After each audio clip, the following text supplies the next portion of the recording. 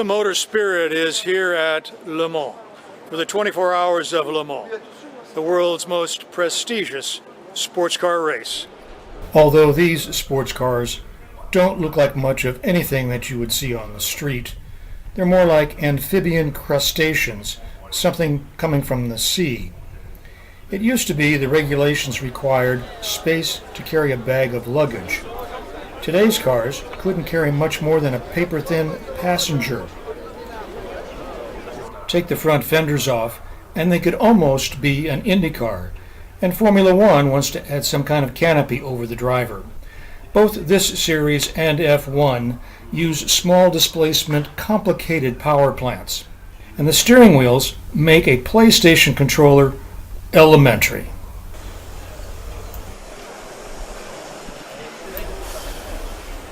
News of this year's race is about the return of the Ford GT, 50 years after Ford's first of 4 wins in 1966. 4 cars were entered by Chip Ganassi, 2 running in the World Endurance Championship and 2 in IMSA, and cleverly numbered with the years that Ford won.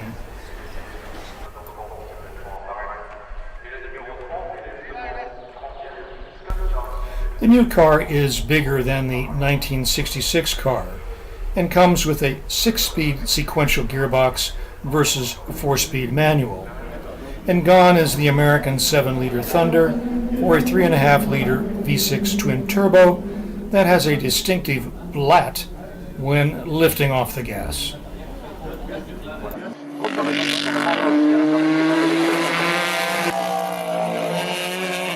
Among the drivers for Ford is Le Mans-born Sébastien Bourdais, who's done pretty well for himself in the U.S.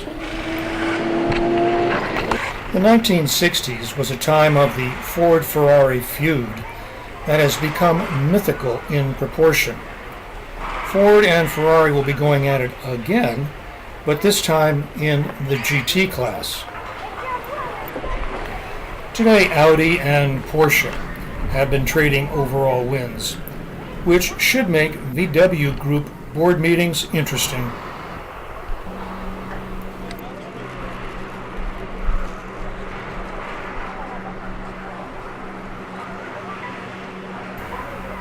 Michelin and Dunlop have been providing race tires since 1923. Dunlop has 34 wins, Michelin 24. Perhaps the most famous racing landmark is the Dunlop Bridge at Le Mans. It has been here in one form or another since 1932.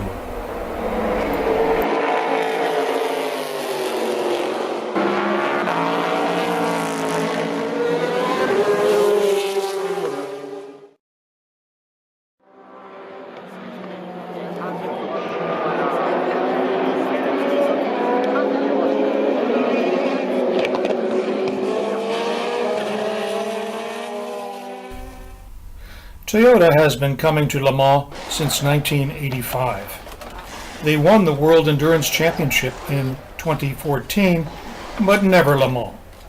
They have finished second at Le Mans 4 times.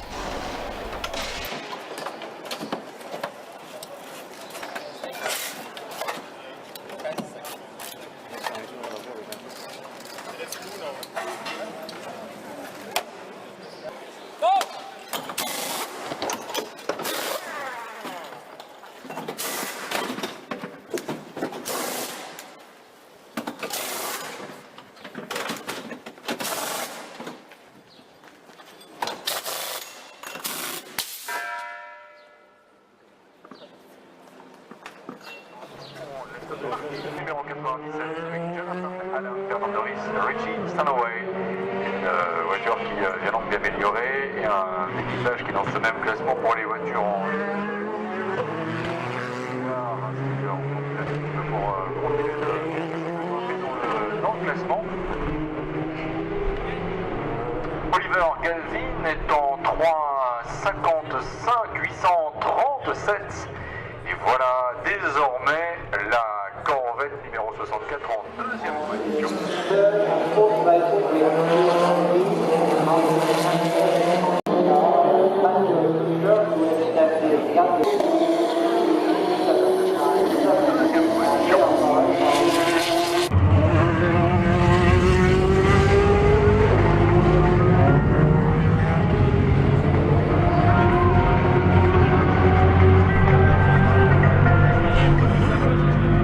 Martin numéro 97 qui permet à Jonathan Adam de passer en 47e position.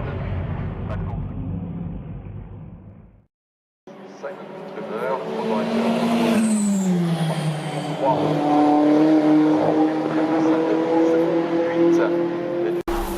This is Tête Rouge. It leads perhaps to the most famous road in racing, the Mulsanne Straight. During race weekend, speeds are measured in hundreds of miles an hour.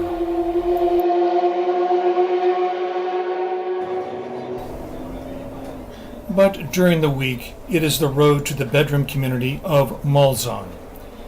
The Mulsanne Straight is just under 4 miles, and before the chicanes went in 1990, it was almost half of a lap, flat out. Speeds could hit 250 miles an hour. And today you can no longer see the race from the restaurant and the hotel on the left. After the first chicane on the right, you can take a right and pick up something from McDonald's. Exiting the second chicane leads to a slight kink, and the little rises are meaningless at 40 miles an hour, but can be dangerous when exaggerated at racing speeds.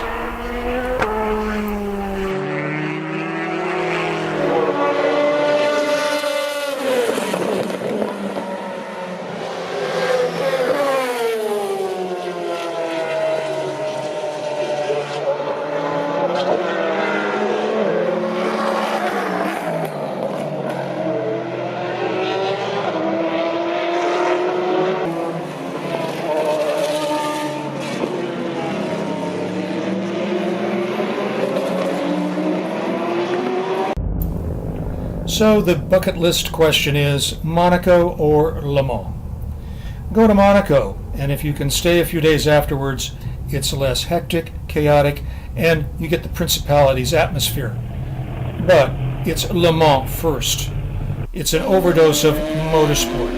It's Formula One, flat out for 24 hours, and a test for the spectator. You'll be able to recognize the cars by sight and sound.